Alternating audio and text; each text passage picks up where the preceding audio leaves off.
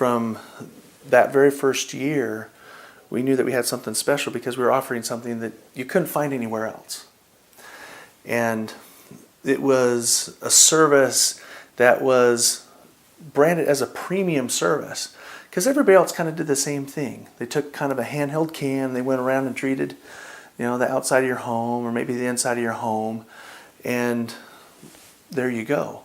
But what we wanted something was really special. We wanted something that was going to be able to offer somebody who really wanted and demanded results. And so that's what we did. We came up with something that was called the flush out. And the flush out was very unique because we're using 3 to 5 different products on a home, where most other companies will just use one. A lot of people don't want to actually think that bugs are in their house, but they are. And the way that we know that is I'll point out to a customer, I'll say, see all these spider webs on your home? Do you see spiders in them? No. Well, do you know where they are? No. They're in your walls. And if you come out here at night, you're going to see those. And those didn't magically appear there. They got created by a spider. So we got to get those flushed out.